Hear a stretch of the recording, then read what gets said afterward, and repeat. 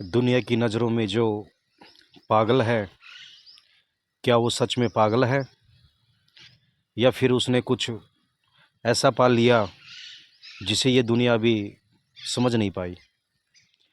कभी आपने ध्यान से देखा है, जब कोई व्यक्ति सच में भीतर उतरता है, जब उसकी चेतना मौन में डूबने लगती है, तो वो दुनिया की भीड़ से अलग हो जाता है। और तब दुनिया कहती है ये पागल हो गया है, लेकिन सच ये है कि वो दुनिया की भीड़ से मुक्त हो चुका होता है। देखो, ध्यान कोई शौक नहीं है, ध्यान कोई तामझाम नहीं है, ध्यान कोई प्रदर्शन भी नहीं है। ध्यान एक डूबना है, ध्यान एक विसर्जन है अपने भीतर। अब समाज क्या देखता है, अगर कोई आंखें बंद कर ले तो लोग पूछते हैं क्या हुआ। अगर कोई अकेले रहने लगे तो लोग कहते हैं इसे डिप्रेशन हो गया। और अगर कोई बोलना छोड़ दे तो वो कहते हैं ये पागल हो गया।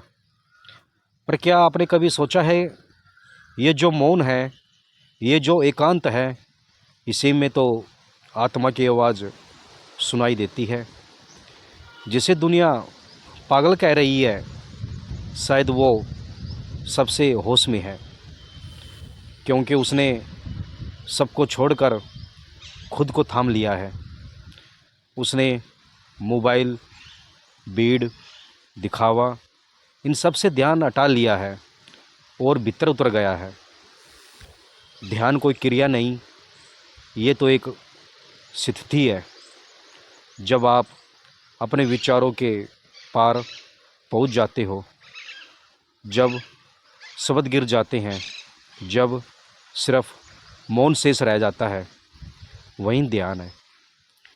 लेकिन इस मौन में डर लगता है लोगों को, क्योंकि वे अकेले नहीं रह पाए, वे खुद के साथ नहीं रह पाए। इसलिए जो अपने साथ जी ले वो उन्हें पागल लगने लगता है।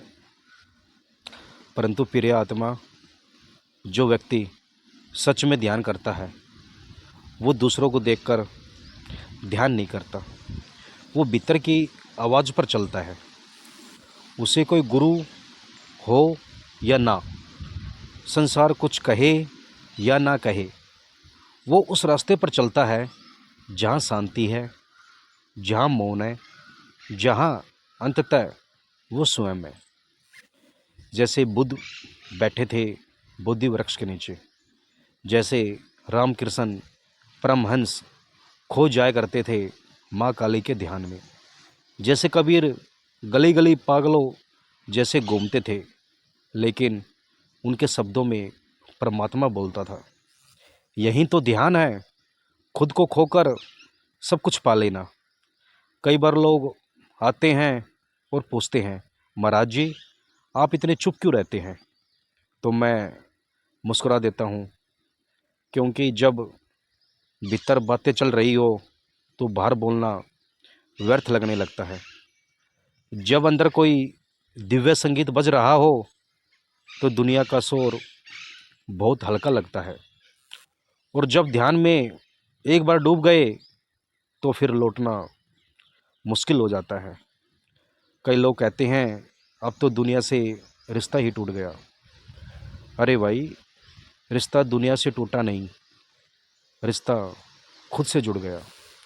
जो दुनिया से रिश्ता जोड़ता है वो भीड़ में खो जाता है, और जो खुद से रिश्ता जोड़ता है वो ध्यान में खो जाता है। और ऐसे लोग ही इस धरती पर कुछ नया लाते हैं। इनका होना ही क्रांति है, इनकी मौन में ही उपदेश है, इनकी आँखों की शांति ही ध्यान की परिभाषा है। आपने कभी देखा है किसी साधु को जंगल में अकेले बैठे हुए? वो किसी को समझा नहीं रहा, कोई प्रवचन नहीं कर रहा, फिर भी उसकी उपस्थिति बोलती है। वो पागल नहीं है, वो साक्षात परमात्मा से वार्तालाप कर रहा है।